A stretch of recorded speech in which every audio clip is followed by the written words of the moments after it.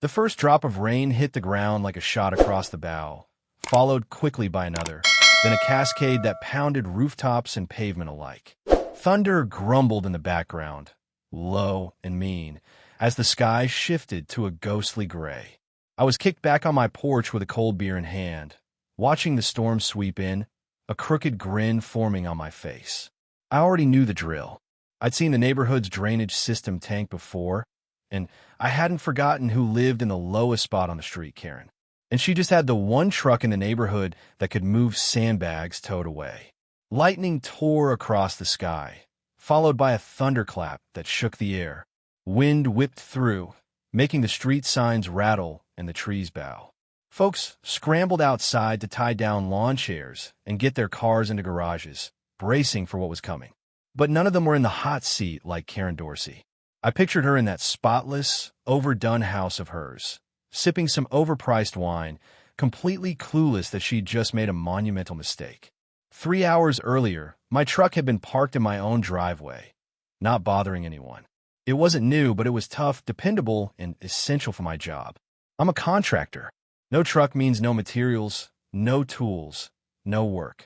But Karen didn't give a damn about that. What mattered to her was appearances. She thought my truck clashed with her idea of suburban perfection, white fences and shiny SUVs. So she called a tow company, had them drag it off my property, and left me high and dry. Of course, I went straight to her door, knocked so hard her dumb seasonal wreath almost hit the floor. When she answered, she wore that smug, irritating smile that instantly raised my blood pressure. "It's just the rules, Jake," she'd said, folding her arms. "If we let one person break them, then where do we draw the line?" Gee, Karen, maybe start with not towing a working man's truck for no good reason. She shrugged like it was nothing. "You'll thank me when property values go up." I just stared, trying not to laugh at how ridiculous that sounded. "You have no idea what you just did." "Oh, I think I do," she'd replied, her voice so patronizing could push anyone over the edge. "Now, if you'll excuse me, I have an HOA meeting to get ready for." Then she closed the door in my face.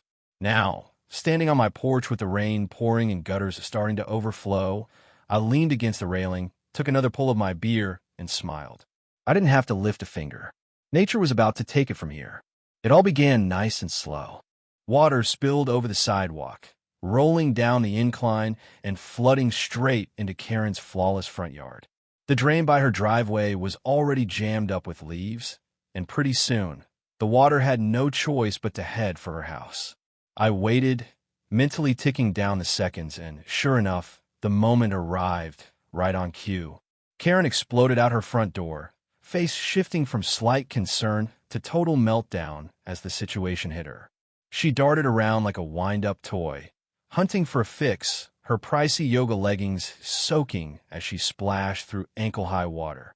She vanished inside for a beat, then popped back out holding nothing but a couple of towels, which she frantically shoved against her garage door like that was going to help. I nearly spat out my drink laughing. A streak of lightning lit up the street, and there was Karen, phone in hand, punching in numbers like her life depended on it. She paced tight circles, hand planted on her hip, her voice cutting through the roar of the storm. "I need sandbags." "Yes, right now." "What do you mean you don't deliver in this weather?" She spun around, eyes scanning the street, probably just realizing she had no way of getting them herself. Then it clicked. Her head snapped toward me, her gaze locking in like a missile, and for the first time ever, I saw something I never thought I'd see on Karen Dorsey's face. Pure desperation. I grinned. She paused, clearly choking on the thought of what she had to do next. But then another wave of water climbed her front steps, and just like that, her ego gave out. She waded across the flooded road to my porch, her designer sneakers totally trashed, rain soaking her salon-styled hair. I didn't move an inch, just sat there watching as she dragged herself up the steps, slightly out of breath, hands gripping the railing tight. "Jake," she said, catching her breath. "I need your truck." I let the words dangle in the air, enjoying the moment. "Oh, my truck," I said, pretending to mull it over. "You mean the one you had towed?" Karen clenched her jaw, annoyance all over her face. "Yes, that one, please. My basement is flooding." I stretched my arms out slow, sighed like I was giving it serious thought. Sorry to tell you, Karen, but I don't have a truck anymore, remember? She groaned, dragging her fingers through her soaked hair. Jake, seriously, just... A loud thunderclap shook the house, and Karen flinched. The water was already halfway up her driveway, inching closer to her door. She took a long breath, forcing herself to meet my eyes. I'll make it right, she said, quieter now. Just please. I leaned forward a bit, dropping my voice low. Oh, you're gonna make it right, all right. But not just with me. Her brow pulled tight. What are you getting at? I mean, if you want me involved, we're not just patching up your basement. You're gonna make a public apology for towing my truck. And those absurd HOA rules that go after regular folks, just trying to get by, they're gone. I paused, letting it land. You're stepping down as HOA president. Her eyes went wide. What? That's insane. I shrugged. Then I guess you'd better start swimming. Another flash of lightning lit up the sky, and in that instant, I watched Karen realize she was cornered. If she didn't get those sandbags, her whole place would be trashed. And without my truck, she had no shot. Her shoulders dropped. Fine, she muttered. Didn't quite catch that. She swallowed. Fine, I'll do it. I smiled. Smart move. I grabbed my keys. This storm might be the worst night of Karen Dorsey's life. For me, it was just the beginning. The drive to get the sandbags was slow and thick with tension. Rain pounded the windshield, turning the road into slick glass. The wipers squeaked out a steady beat, filling the silence between us with a strange kind of rhythm. Karen sat stiff as a board in the passenger seat, arms wrapped around herself like she was bracing for impact. Her jaw was locked tight, and every so often she'd shift like she had something to say, but never did. I could feel her glare burning into the side of my face, a mix of irritation, bitterness, and just a little shame. Me? I was loving every minute. I didn't rush. I made sure to hit every pothole just right so she'd bounce in her seat. I hummed, tapped the wheel like this was just some easy Sunday cruise, not a trip to save the woman who'd done everything she could to ruin me. The irony couldn't have been more perfect. The place storing the sandbags was 15 minutes out, but with the storm raging, it felt more like 30. Roads were slick, you couldn't see 10 feet ahead, and then I had to slow down for some poor sedan trying not to drown. I wondered how long until her basement was a swimming pool. I pictured soaked furniture, rugs ruined, walls swelling with water. It was almost poetic. As we rolled into the yard, a crew in slickers was already hustling to toss sandbags onto waiting trucks. Karen didn't even wait for the truck to stop. She practically launched herself out the door and sprinted toward the closest guy, flailing her arms like someone completely unhinged. The dude barely gave her a second look, too busy juggling a swarm of folks all shouting over each other for supplies. I took my sweet time climbing out, stretched like I had nowhere better to be, rolled my shoulders a bit. Karen whirled on me, eyes blazing. Move it, she snapped. We don't have all day. I just shot her a grin. Chill out, Karen. The flood's not in a hurry. She let out a sound of pure frustration and spun back to the worker. I need sandbags. Load up whatever you've got. The guy finally glanced up and tapped his clipboard. Name and vehicle? Karen froze. Then, through clenched teeth, she muttered, "It's his truck." The guy turned to me. I exaggerated a thoughtful lean, like I had to dig deep. Jake Reynolds, I finally said. F-250. He jotted it down. All right, you're up next. Karen exhaled like she'd been holding her breath. She looked at me, hands planted on her hips. Was that really so hard? I shrugged with a smirk. Nope, but watching you need me made the whole trip worthwhile. She groaned and rubbed her temples like I was physically painful to deal with. A few minutes later, the workers were heaving the heavy bags into my truck bed. I leaned on the side, letting the rain splash off the tarp, just soaking in the moment. This right here was why I owned a truck, for messes like this. And Karen, in all her brilliant judgment, had taken it away, only to end up needing it more than ever. As soon as the last bag was in, she practically shoved me into the driver's seat. Let's go, she barked. We're wasting time. I took my time anyway, adjusted the mirrors, buckled in slow, even cracked my knuckles before turning the key. Karen looked like she was second from exploding. The drive back was worse than before. Roads were barely holding on, water whipping across them like rivers. A few cars were already stuck, half drowned, their drivers long gone. Karen kept fidgeting, her fingers digging into her legs. "My house is going to be wrecked," she muttered. I didn't say a word. As we pulled into the yard, a crew decked out in rain jackets was already hustling to load sandbags onto waiting trucks. Karen didn't waste a beat. She practically launched herself out before I even had the truck in park, sprinting toward the closest worker, arms flailing like she was signaling a plane down. The guy barely glanced her way, swamped with a crowd of folks all shouting over each other. I took my time climbing out, stretching like I just woke from a nap, rolling my shoulders like this was no big deal. Karen whipped around, her eyes burning. "Move it," she barked. "We don't have time for your slow-motion routine." I shot her a grin. "Chill out, Karen. The flood's not on a schedule." She let out this sharp noise and spun back to the guy. "I need sandbags. Load up as many as you can." The guy finally looked up and held out a clipboard. "Name and what are you driving?" Karen froze. Then, grinding her teeth, she muttered, "It's his truck." The guy turned to me. I leaned back on my heels like I had to give it some serious thought. "Jake Reynolds," I finally said. "F-250. He jotted it down. "All right, we'll get you loaded in a sec." Karen blew out a breath. She faced me, hands on hips. "Was that really so difficult?" I smirked.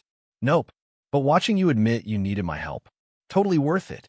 She groaned, rubbing her temples like I was physically hurting her. A few minutes later, they started stacking the heavy bags in the bed of the truck. I leaned against the side, watching the rain splash off the pile, just letting it all land. "This right here? This is why I own a truck. For stuff like this." And Karen, with all her self-righteous attitude, had taken it away, only to come crawling back when she needed it most. Once they were done, Karen practically shoved me into the driver's seat. "Let's move," she snapped. "We're losing daylight."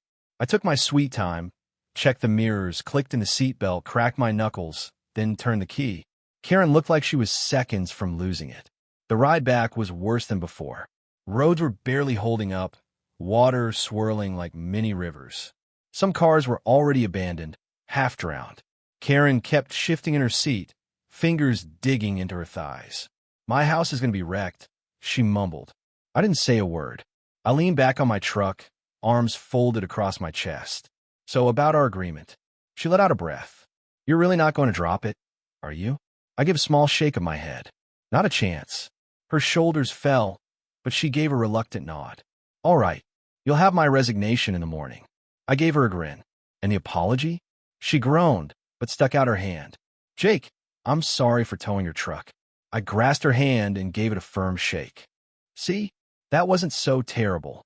She gave me a glare, but there was something different in it this time. Maybe a flicker of respect. Or maybe she was just worn out. Either way, I'd won. The rain kept coming down, but for the first time all night, I didn't mind it at all. By the next morning, the storm had blown through, leaving the neighborhood looking like it had been hit by a tornado.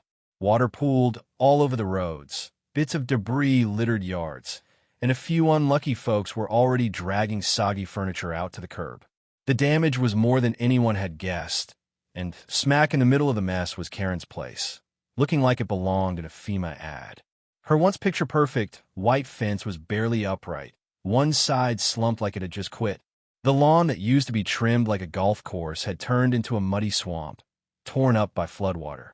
But the real wreck was inside. I stood at the end of her driveway, coffee in hand, watching her slog through the muck in rubber boots, barking orders at a crew hauling out dripping furniture. Her basement had been completely underwater, almost 4 feet deep before it finally started to drain. Everything down there was shot, pricey rugs, custom shelving, a wine stash that used to make her book club jealous. She looked dead on her feet, like sleep hadn't visited her in days. She spotted me and let out a long breath, then made her way over, arms folded tight. I could tell this was the last conversation she wanted to have. Maybe she figured now that the chaos had settled, I'd let our little deal slide. That wasn't happening. "Morning, Karen," I said, sipping my coffee. "How's the cleanup going?" She gave me a death glare. "It's a nightmare," she grumbled. "Everything's trashed. Insurance is dragging their feet. Turns out, they don't pay out for bad drainage upkeep. I gave her a look of fake concern. That's tough. Almost like somebody should have planned better for the weather. Her nostrils flared, but she kept her cool. I know why you're here, she said, jaw tight. I lifted an eyebrow. Oh yeah? And what's that? She took a long breath in, then let it out slow, like she was trying to breathe out the last of her pride. The HOA meeting's at noon, she said. I'll make my resignation official there. I smiled wide. That's what I like to hear. She returned it with a tight little smile that looked more like she was biting back frustration. And the apology? I asked, enjoying the way she tensed. She turned toward her porch, where a small group of neighbors stood nearby, watching the crew work. She took another breath, straightened her back, stepped onto the porch, and clapped her hands for attention. I have something to say, she announced, her voice only a little shaky. Last night, my house was badly flooded, and I wouldn't have been able to keep it from getting worse without Jake Reynolds. Some neighbors shot each other surprised looks. Karen, admitting she needed help? That was something else. I made a mistake, she went on, clearing her throat. I had his truck towed for a dumb reason, and because of that, I almost lost my home. That was wrong of me, and I take full responsibility. Jake, I'm sorry. Every eye turned toward me. I let the silence hang for a second, soaking in the weight of it. Then finally, I gave a nod. Apology accepted. A few neighbors even clapped. Karen looked like she wished the ground would open up and swallow her whole. By noon, the HOA meeting was packed. Word had gotten around, and everyone was waiting to see the queen fall. Karen sat stiff as a board at the front, barely glancing at anyone. The meeting kicked off, and she didn't waste time. As of today, I am resigning as HOA president, she said, voice flat. Effective immediately. A beat of silence, then murmurs and quiet buzzes of excitement. It was happening. The rain was ending. Someone in the back mumbled finally, and another let out a relieved breath. Karen's eye twitched, but she held it together. I also suggest we amend the HOA's rules on vehicle restrictions, she added. Specifically, the one labeling pickup trucks as eyesores. That should be scrapped. More murmuring. A few folks even nodded. I folded my arms and watched as everything she built started falling apart. The board glanced around at each other, like they weren't sure who should speak. Eventually, one of them, Greg, jumped in. I think we should vote on it. Fastest vote in HOA history.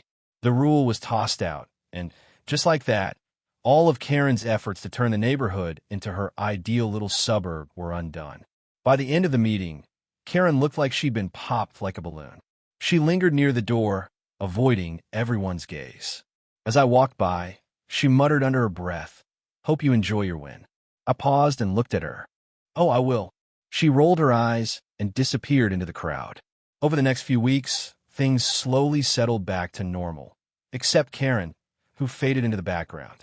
She stayed to herself, didn't chit-chat, and for the first time in forever, she didn't mail out silly citations. A month later, a moving truck pulled up to her driveway. Word spread quick. Karen was moving. I was out washing my truck when she came down the driveway, watching boxes get loaded up. She noticed me and hesitated, like she wasn't sure if she should say anything. Eventually, she sighed and walked over. "Well," she said, shifting uncomfortably, "I'm moving." I wiped my hands on a towel and nodded. "Yeah, I heard." "Where to?" "A condo downtown," she said, crossing her arms. "No HOA." I couldn't help but smirk. Life got a funny sense of humor. Huh? She gave a soft, dry chuckle. "Yeah, I guess it does." She glanced at my truck, then looked at me. "You know, you were right. About a lot of stuff." I raised a brow. "You feeling okay, Karen?" She rolled her eyes. "Don't push your luck." I laughed. "Well, best of luck, then." She gave a small nod, looked like she might say more, but just gave a little wave and turned back toward the house. A week later, a new couple moved in, a young pair expecting a baby. But here's the twist. The husband was a contractor, and he had 3 trucks. First time I saw him roll up in his giant work truck, I laughed out loud. Couldn't have planned it better. As I leaned on my own truck, watching him unload gear, I couldn't help but think karma really nailed this one. Karen had tried for years to mold the neighborhood into her dream. But in the end, she was the one who had to leave. I hopped in my truck, turned the key, and let the engine rumble. Karma always comes with four-wheel drive.